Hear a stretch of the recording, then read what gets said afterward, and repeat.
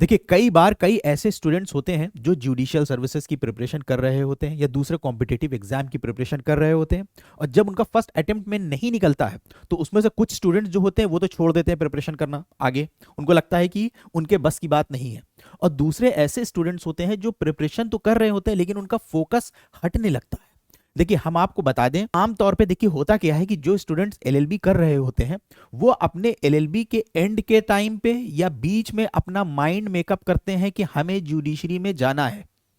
एक इस कैटेगरी के स्टूडेंट्स होते हैं, और एक ऐसे स्टूडेंट्स होते हैं जिनको जब वो 12th में ही होते हैं या जब एलएलबी ज्वाइन ही करते हैं, उनको पहले ही से घर में ऐसा माहौल मिल जाता है कि उनके घर वाले ही, उनके घर में कोई टीचर होता है या कोई और उनके जानकार का होता है जो उनको पहले से ही गाइड कर देता है, सारी चीजें उनको पहले से ही बता देता है। उनका प्रॉपर तरीके से माइंड मेकअप रहता है कि मुझे जुडिशरी में ही जाना है, जुडिशरी में ही जाना है। तो इस तरह के जो स्टूडेंट्स होते हैं इनकी काफी ज्यादा चांसेस होते हैं कि ये फर्स्ट अटेम्प्ट में निकाल लेंगे।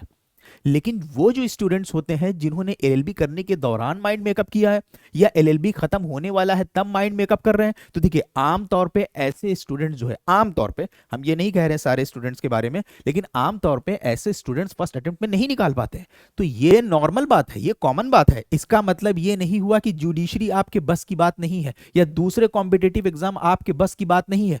क्योंकि आपने लेट प्रिपरेशन शुरू करा और आपको ऐसा लग रहा है कि मैं एलएलबी करने के बाद भी लॉ के क्वेश्चन को आंसर नहीं कर पा रहा हूं, इसका मतलब है मेरा लेवल बहुत कम है। ऐसा नहीं है। जिसने फर्स्ट अटेम्प्ट में निकाला है वो अपने फर्स्ट ईयर से ही जुडिशरी के क्वेश्चंस देख रहा है, सिलेबस देख रहा है। देखते देखते देखते जब उसका एंड होने वाला होता है एलएलबी, वो पहले से ही सारी चीजों से अपडेटेड रहता है। लेकिन वो चीज उन स्टूडेंट्स के साथ नहीं हो पाती है जो देर में अपना माइंड मेकअप करते हैं। तो कहने का मतलब यह है कि अगर आपका फर्स्ट अटेम्प्ट में नहीं भी निकला है तो आप अपने गोल को, अपने टारगेट से मत हटिएगा।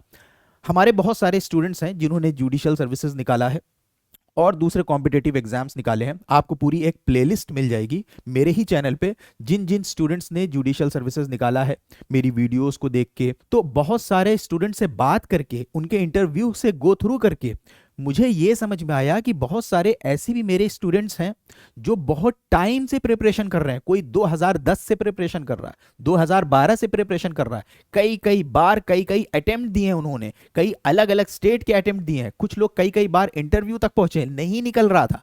रिसेंटली कई ऐसे लोग हैं जिन्होंने निकाला, जिन्होंने क्वालिफाई किया।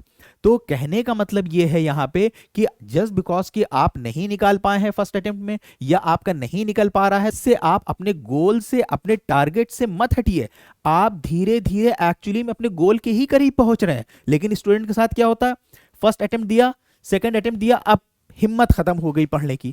आप बिल्कुल करीब पहुंच गए अपने गोल के, आप बिल्कुल गोल के करीब पहुंच गए, क्योंकि इतने टाइम पीरियड में अब आपने जाके चीजें सही तरीके से लर्न करी हैं कि क्या एक्चुअली में रिक्वायर्ड होता है एक प्रिपरेशन के लिए। इसमें लेट कई बार इस वजह से भी हो जाता है स्टूडेंट्स के साथ कि अब जैसे बहुत सारे स्टूडेंट्स होते हैं, उनके जहाँ पे वो रह रहे होते हैं वहाँ पे उनके पास कोई अच्छी कोचिंग वगैरह नहीं मिलती है उनको, या बहुत सारे ऐसे स्टूडेंट्स होते हैं जिनको घर में कोई ऐसा माहौल नहीं मिला होता है, कुछ के घर में पढ़ाई का माहौल नहीं होता है, कुछ के घर में लीगल फील्ड से जुड़ा हुआ कोई माहौल नहीं होता है, तो उनको कोई गाइड करने वाला नहीं होता है। तो उनके साथ क्या होता है कि जब वो फर्स्ट अटेम्प्ट देते हैं तब उनको समझ में आता है अच्छा ये कमी है मेरे अंदर, तो फिर वो उस पर काम करते हैं।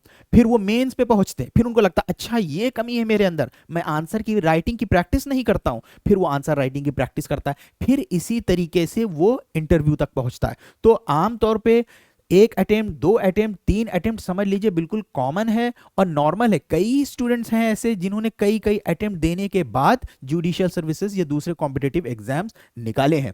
तो कहने का मतलब यह हुआ, जस्ट बिकॉज कि आपका फर्स्ट अटेम्प्ट में नहीं निकल पाया है तो आप बिल्कुल भी हिम्मत मत हारिएगा, या अगर आप फर्स्ट अटेम्प्ट देने जा रहे हैं तो ये बिल्कुल मत सोचिए कि अगर फर्स्ट अटेम्प्ट में नहीं निकला तो नहीं निकल पाएगा। तो आई होप कि मेरी इन बातों से आपके काफी डाउट्स क्लियर हुए होंगे। आज के लेक्चर में बस इतना ही। Thank you everyone for joining and watching. Have a good day.